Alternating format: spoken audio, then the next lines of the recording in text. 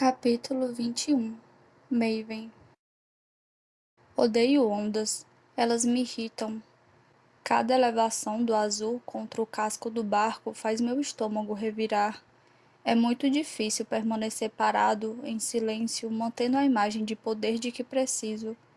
Talvez Iris ou sua mãe estejam agitando o mar de propósito, me punindo por arriscar a vida dela em Arbor Bay. Mesmo que tenha sobrevivido e escapado com facilidade. Sobrevivido, escapado e perdido a cidade para meu irmão perfeito. Não me espantaria se fosse a rainha de Lakeland. Ela é ainda mais poderosa que a filha. Certamente consegue controlar o sobe e desce do oceano à nossa volta. Vejo as embarcações dela à frente, 6 ao todo. Navios de guerra pequenos, mas formidáveis. Uma fração menor do que eu esperava da sua marinha. Rosno para mim mesmo, e meus lábios se curvam. Será que ninguém pode simplesmente seguir as ordens? Mesmo com sua filha em jogo liderando a defesa fracassada da cidade, a rainha Sinra não usou todos os seus recursos. Uma onda de calor explode pelo meu corpo, como uma língua de fogo furiosa perpassando minhas costas. Eu a contenho depressa. O movimento constante torna mais difícil me segurar na balaustrada do convés. Drena meu foco, e quando isso acontece, minha cabeça fica menos silenciosa. Arbor Bay está perdida. Mais uma coisa perdida para Cole. Uma voz familiar sussurra. Outro fracasso, Maven. A voz da minha mãe enfraqueceu com o passar do tempo, mas ela nunca desaparece de verdade. Às vezes me pergunto se implantou uma semente em mim para que florescesse após sua morte. Nem sei se murmuradores podem fazer isso, mas é uma explicação simples para os murmúrios e sussurros que ecoam no meu crânio. Às vezes sou grato pela voz dela, por me guiar do túmulo. Seus conselhos são simples, às vezes algo que costumava dizer, outras vezes apenas memórias. Mas acordo com tanta frequência de um sono inquieto, com suas palavras nos meus ouvidos, que sua voz não pode ser um mero produto da minha imaginação. Minha mãe ainda está aqui comigo, eu querendo ou não. Digo a mim mesmo que é um conforto, ainda quando é tudo menos isso. Tudo o que importa é o trono, ela sussurra, como fez ao longo dos anos. Sua voz quase se perde com a agitação do oceano. Parte de mim se esforça para ouvir, outra parte faz o contrário. E o que você sacrificou para consegui-lo? Esse é o refrão de hoje. Repete-se enquanto minha bandeira navega em direção à armada que me aguarda, cortando as ondas conforme o sol se põe, baixo e vermelho contra a costa distante. Arbor Bay ainda está coberta de fumaça, me provocando no horizonte. Pelo menos a voz dela é gentil hoje. Quando hesito, quando vacilo, ela fica mais afiada, como um grito violento e estilhaçante, metal arranhando metal, vidro estalando no calor das chamas. Às vezes é tão horrível que até verifico se meus olhos e orelhas não estão sangrando. Nunca estão. As palavras dela não existem fora da prisão da minha cabeça. Encaro as ondas à frente, cada uma com a crista branca de espuma, e penso no trajeto traçado. Não adiante, mas atrás. Como cheguei à proa de um navio com uma coroa na cabeça e jatos de água salgada atingindo minha pele. O que entreguei para estar aqui, as pessoas que deixei para trás, por vontade própria ou não, mortas, abandonadas ou traídas. As coisas terríveis que fiz e que permiti que fossem feitas em meu nome. Tudo terá sido em vão se eu falhar. Agora sigo na direção da frota de Lakeland. Inimigos que viraram aliados através das minhas maquinações cuidadosas. Como todos no meu país, fui ensinado a odiar o povo de Lakeland, a amaldiçoar sua ganância. Talvez mais do que qualquer um, aprendi a desprezá-los. Afinal, meu próprio pai e o pai dele passou sua existência amarrado a uma guerra sem fim nas fronteiras do norte. Viram milhares de vidas serem desperdiçadas contra uniformes azuis, soldados afogados nos lagos, obliterados em campos minados ou por mísseis. Mas, é claro, eles sabiam o verdadeiro motivo da guerra. Não sei se Cole, simplório como é, já ligou esses pontos tão claros, mas eu certamente o fiz. Nossa guerra contra Lakeland servia a um propósito. Há muito mais vermelhos do que nós. Vermelhos podem nos derrotar, mas não se morrerem em maior número que prateados, e não se tiverem algo pior a temer do que os prateados diante deles. Seja o povo de Lakeland em si ou a possibilidade de morrer na guerra. Qualquer um pode ser manipulado contra seus próprios interesses, nas circunstâncias adequadas. Meus ancestrais sabiam bem disso, no fundo dos seus corações. Para manter o poder, mentiram, manipularam, derramaram sangue. Não o deles, sacrificaram vidas, mas não de pessoas próximas. Não posso dizer o mesmo. Minha mãe nunca está muito longe dos meus pensamentos. Não só porque sua voz transita pela minha mente, mas porque sinto falta dela. A dor é permanente, acho. Uma sensação incômoda que me persegue a cada passo, como um dedo arrancado ou uma falta de ar. Nada mais foi igual desde que ela morreu. Eu lembro do corpo dela brutalizado nas mãos da garota vermelha. A memória é um soco no estômago. Não é o mesmo com meu pai. Vejo o cadáver dele também, mas não sinto nada. Nem raiva, nem tristeza. Só o vazio. Se alguma vez o amei, não me recordo. E tentar lembrar só me causa dor de cabeça. Minha mãe removeu essa memória, claro. Ela disse que para me proteger do homem que não me amou como amou meu irmão mais velho, meu rival, aquele que é perfeito em tudo o que faz. O amor por Cole também se foi, mas às vezes sinto o fantasma dele. Memórias retornam dos momentos mais estranhos, atraídas por um cheiro, um som ou uma palavra dita de determinada maneira. Cole me amava, sei disso. Provou muitas vezes ao longo dos anos. Minha mãe teve que ser mais cuidadosa com ele, mas, no fim, não foi ela quem partiu o último elo que nos ligava. Foi Mar Barrow. Meu irmão brilhante e idiota não conseguiu se contentar com tudo que já era dele e quis o pouco que era meu. Lembro da primeira vez que vi a filmagem de segurança com os dois juntos, dançando em um quarto esquecido no Palácio de Verão. Foram ideia de Cole, os encontros, as aulas de dança. Minha mãe sentou ao meu lado, perto o suficiente para o caso de precisar dela. Reagi da forma como me treinou, sem sentimento, sem nem piscar. Ele a beijou como se não soubesse o que significava para qualquer outra pessoa além dele, ou como se não se importasse. Porque Cole é egoísta. Minha mãe murmura nas minhas memórias e na minha mente, a voz dela como uma seda e uma navalha. As palavras são familiares, outro refrão antigo. Cole só vê o que pode vencer e o que pode tomar. Acha que é o dono do mundo. E um dia, se você deixar, ele será. O que vai sobrar para você, Maven Calori? Os restos? Ou nem isso? Meu irmão e eu temos algumas coisas em comum no fim das contas. Ambos queremos a coroa e ambos estamos dispostos a sacrificar qualquer coisa para tê-la. Mas, pelo menos eu, nos meus piores momentos, quando a miséria ameaça me sufocar, posso culpar minha mãe por isso. Quem ele pode culpar? E, por algum motivo, eu é que sou chamado de monstro. Não me surpreendo. Cole anda sob uma luz que nunca encontrarei. Iris está sempre falando sem parar sobre seus deuses e, às vezes, acredito neles. De que outra forma meu irmão ainda estaria vivo, ainda estaria sorrindo, ainda seria uma ameaça? Deve ter sido abençoado por alguém ou por alguma coisa. Meu único consolo é saber que estou certo sobre ele, e sempre estarei. Sobre Mar também. Eu a envenenei o suficiente, infectei o suficiente. Nunca vai tolerar outro rei, nem por todo o amor do mundo. E Cole descobriu isso em primeira mão. Outro presente meu, apesar da distância que nos separa. Só queria ter descoberto um jeito de manter aquele estranho sangue novo que possibilitou uma conexão com o mar. Mas o risco era muito grande e a recompensa muito pequena.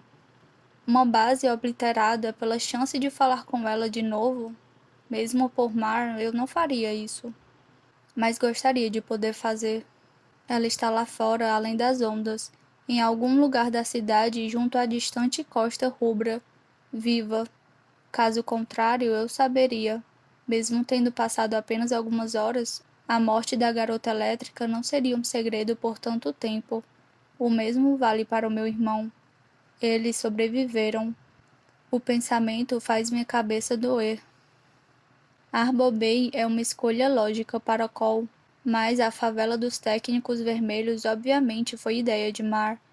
Ela é casada com sua causa e com seu orgulho pelo sangue vermelho. Deveria ter previsto que iria atrás da cidade nova. É triste, na verdade, saber que sua causa depende de pessoas como Cole, sua avó sarcástica e os traidores Samus. Nenhum deles dará o que ela quer, só pode terminar em sangue. E, provavelmente, na morte dela, quando tudo tiver encerrado. Se pelo menos a tivesse mantido perto, com guardas melhores, uma coleira mais apertada, onde estaríamos agora? E onde será que eu estaria se minha mãe pudesse tê-la removido de mim, como fez com meu pai e com Cole? Não sei dizer, minha cabeça dói só de tentar imaginar. Observo com vez os soldados manejando a embarcação. Ela poderia estar ao meu lado se não fosse por alguns erros. O vento em seu cabelo, os olhos sombrios e profundos, consumidos pelas algemas que teriam que mantê-la amarrada a mim. Uma visão feia, mas ainda assim bonita. Pelo menos ela está viva. Seu coração ainda bate. Diferente de Thomas. Me contraio quando o nome dele passa pela minha cabeça. Minha mãe tampouco pôde removê-lo. A agonia da perda dele, a memória do seu amor. Esse futuro se foi, extirpado da existência. Um futuro perdido, aquele vidente sangue novo horrível costumava dizer. Acho que John foi mais meu torturador do que fui seu carcereiro. Ficou claro que ele podia ter saído quando quisesse, e seja lá o que fez no meu palácio ainda está dando frutos. Olho para a água, para o leste dessa vez, para o oceano vasto e infinito. O vazio deveria me acalmar, mas há duas estrelas adiantadas sobre as ondas. Luzes alegres e brilhantes me ofendem também. O navio da rainha Senra é fácil de notar. As ondas em volta estão calmas, quase paradas, reprimidas. A embarcação mal balança, mesmo a essa distância. Os navios de Lakeland não são tão lustrosos quanto os nossos. Nossas capacidades de manufatura são melhores, em parte graças às favelas dos técnicos que Mar tem intenção de destruir. Mesmo com os navios dela e os meus, temos poucas armas, e qualquer coisa que usarmos contra a cidade enfrentará a resistência dos magnétrons e dos sanguinovos, se não do meu próprio irmão imundo. Só o navio de guerra de Arbor Bay, que por enquanto está com Iris, tem algum tipo de artilharia que poderia ser útil à distância. Olho para ele, uma embarcação de aço ancorada ao lado do navio de Senra. Lanço uma sombra longa e irregular entre a rainha de Lakeland e a costa. Minha rainha ardilosa o está usando como escudo. Um escudo bem caro. Rosno para mim mesmo enquanto subo a bordo do navio dela, com cuidado para não perder o equilíbrio enquanto passo de um convés para o outro. Meus sentinelas me cercam enquanto andamos, próximos demais para me deixar confortável. Mantenho as mãos sem luva ao lado do corpo, os dedos à mostra diante do perigo. Por aqui, majestade. Alguém de Lakeland diz, surgindo de uma porta aberta fixada por rebites, com uma roda como tranca. As rainhas estão esperando. Diga a elas que o rei aguarda no convés. Respondo, me virando em direção à extremidade da embarcação. Não é um cruzeiro turístico e não há muitos lugares para ficar parado observando, muito menos se reunir. Mas prefiro ficar no convés a descer, aprisionado no aço com uma dupla de ninfóides. Meus sentinelas andam à minha frente, tomando cuidado de se manter em formação conforme subimos uma escada para chegar à ponte de observação da proa. Não demora muito para as rainhas aparecerem. Senra usa um uniforme harmonioso, azul escuro com prata e ouro.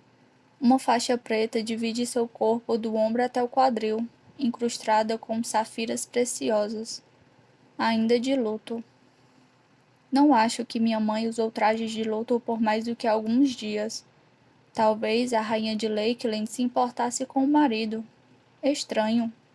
Ela me observa com seus olhos tempestuosos, a pele um bronze frio coberto pelo dourado do sol poente. Sinto como se pudesse ler a batalha em íris. As mangas azuis do uniforme dela estão carbonizadas até o cotovelo, manchadas por 2 tipos de sangue. Seu cabelo preto comprido está despenteado, ainda molhado, espalhado sobre um ombro. Um curandeiro a segue, tentando trabalhar em seu braço enquanto ela caminha, reduzindo as queimaduras e os cortes. Mantê-la a certa distância tem sido uma decisão sábia. Não quero muito contato com minha esposa, que provavelmente preferiria me matar. Mas, como os vermelhos, ela pode ser controlada pelo medo e pela necessidade. Tem ambos na mesma proporção. O mesmo vale para Senra. Foi por isso que ousou sair das suas fronteiras. Ela sabe que mantenho sua filha na palma da minha mão. Não tenho dúvidas de que quer libertá-la do nosso casamento, mas precisa dessa aliança tanto quanto eu. Sem mim, encararia Cole e seu bando de traidores e criminosos sozinha. Uma frente unida contra ela. Sou seu escudo, e ela é o meu. Minhas rainhas? Digo, fazendo uma leve reverência para ambas. A filha parece mais um soldado do que alguém que nasceu princesa e se tornou rainha. A mãe mergulha em um gesto vazio de cortesia. Suas mangas tocam o convés. Majestade, ela diz. Vira o rosto para o horizonte. Arbobei caiu. Por enquanto, Senra diz. A calma da sua voz é ofensiva. Ah, é? Zombo, erguendo uma sobrancelha. Acha que podemos tomá-la de volta? Hoje à noite, talvez? De novo, ela abaixa a cabeça. Na hora certa. Quando o restante da sua armada chegar, cutuco. A rainha Senra cerra os dentes. Sim, claro. Ela os afrouxa com relutância. Mas... A brisa do mar gela meus dentes à mostra. Temos nossa própria orla a proteger. Ao lado dela, Iris parece presunçosa, feliz por deixar a mãe lutar essa batalha. Os lagos devem permanecer defendidos, especialmente de Montfort. Podem cruzar Prairie e atacar nossa fronteira oeste com facilidade, assim como o reino Rift pode avançar pelo leste. Tenho que rir, balanço a mão na direção do oceano, repleto de traidores samos e usurpadores de Montfort sob o comando do idiota do meu irmão. E com qual exército eles atacariam suas fronteiras? O que no momento está ocupando minha cidade? As narinas de Senra se dilatam e o sangue aquece seu rosto, salpicando as bochechas acentuadas. Samos tem a frota aérea de Norta, uma das maiores do continente. Sem falar nos recursos de Montfort, sejam lá quais forem. Seu irmão tem a vantagem pelo ar e tem velocidade. Qualquer lugar pode estar em risco. Ela fala mais devagar agora, como se eu fosse uma criança que precisa que alguém segure sua mão durante a guerra. Meus dedos formigam em resposta. Isso não pode ser ignorado, Majestade. Como se aproveitasse a deixa infeliz, um batalhão de jatos aéreos acelera sobre a costa em formação. O ruído distante deles nos alcança lentamente, um longo rugido tedioso. Cruzo os braços escondendo as mãos antes que inflamem. A força aérea de Bracken deve ser suficiente para segurá-los, murmuro, mantendo os olhos nos jatos em movimento, circulando a cidade, fazendo manobras defensivas. Iris finalmente encontra sua língua. A maior parte da frota dele foi canibalizada pela ocupação de Montfort. Não está à altura do inimigo. Ela sente um deleite evidente ao me corrigir. Deixo que tenha esse pequeno prazer em vez de perder a calma. Parecer poderoso torna alguém poderoso. Minha mãe disse isso mais vezes do que posso contar. Aparente estar calmo, firme e forte, seguro de si e da vitória. Por isso mesmo devemos voltar para um lugar que nos dê força. Sindra diz. Não temos utilidade nenhuma aqui no meio das ondas, esperando para ser pegos pelo céu. Mesmo as linfóides Signet não são invencíveis. É claro que não, sua enguia arrogante. Pisco para ela, tentando queimá-la com os olhos. Sugere uma retirada? Já nos retiramos. Iris estoura. O curandeiro ao seu lado dá um passo para trás, assustado com sua raiva. Arbobey é uma cidade. Fecha o punho e uma onda de calor estala no ar. Arbobey não é a única parte do país que perdi para meu irmão. Digo lentamente, sem erguer a voz, de modo que tenho que se esforçar para ouvir. O sul é dele, Rift e Delphi. Corvium foi tomada de mim. E agora o forte patriota também. Minha rainha irônica não se intimida com minha fúria declarada. O forte patriota terá pouca utilidade para ele, ela diz, parecendo um gato satisfeito depois de um jantar caprichado. É mesmo? Retruco. E por quê? As duas compartilham um olhar que não consigo decifrar. Quando ficou claro que a cidade estava perdida e que Tibério venceria, inundei tudo o que pude. Iris explica, orgulhosa e firme. O muro caiu, metade do forte está sob a água e o restante foi separado do continente. Teria afundado os navios, se pudesse, mas a fuga exigiu muito de mim. Ainda assim, os reparos vão atrasá-los, e tomei recursos valiosos da força de ataque deles. E da minha. Agora, mesmo se eu recuperar a cidade, o forte está destruído. Que desperdício! Jatos às docas do porto da guerra. Armas e munições, a infraestrutura em si. Olho-a fixamente, deixando minha máscara cair um pouco. Deixando que saiba que percebi o que está fazendo. Iris e a mãe vão me incapacitar pouco a pouco, retirando meus próprios recursos. As rainhas linfóides são ardilosas, não precisam me colocar na água para me afogar. É uma questão de ver quanto tempo isso vai levar e como equilibrar as ações delas com as minhas. Pretendem deixar Cole e eu nos destruirmos, para depois lutar contra o vencedor enfraquecido mais à frente. Iris me encara de volta, os olhos firmes. Ela é fria e calculista, com uma água parada ocultando um turbilhão. Então voltaremos para Erkion, ela diz. Reuniremos toda a nossa força, tudo o que pudermos disponibilizar. Despejaremos a fúria total dessa guerra em cima deles. Me inclino, apoiado na balaustrada, deixando transparecer calma e desapego. Suspirando, olho para as ondas manchadas de vermelho pelo pôr do sol. Seguimos amanhã. Amanhã? Senra estranha. Devemos ir agora.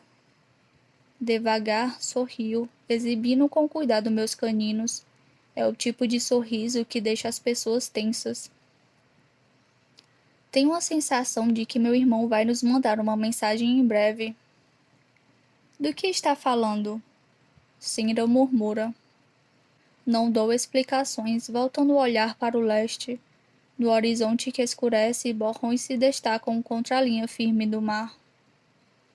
As ilhas serão território neutro. Reflito. Território neutro. Sandra repete, sentindo o gosto das palavras. Iris não diz nada, mas seus olhos se estreitam. Tamborila os dedos no peito, soltando o ar devagar. Que reencontro agradável será. Só posso imaginar um arco-íris de traidores e conspiradores sentados à nossa frente, prontos para discursar e se exibir. Evangeline com suas garras e sua eterna arrogância, aquela general vermelha, Farley, que pagará com sangue por tudo que fez ao meu reino, o metódico e lamuriante Julian, seguindo meu irmão como um fantasma esquecido, nossa própria avó, Annabel, outra pessoa que deveria me amar e nunca o fez, o líder de Montfort que ainda é um mistério e um perigo. E, é claro, Mar, com uma tempestade sob a pele, meu irmão também. Faz muito tempo que não olho nos olhos de Cole. Me pergunto se ele mudou. Eu, com certeza, mudei. Chegaremos a um acordo? Duvido muito, mas quero ver os dois de novo, pelo menos mais uma vez antes da guerra acabar, seja na morte deles ou na minha. Nenhum futuro me amedronta. Meu único medo agora é perder o trono e a coroa, a razão de toda essa miséria e tormenta. Não vou me destruir em vão. Não vou deixar que tudo tenha sido por nada.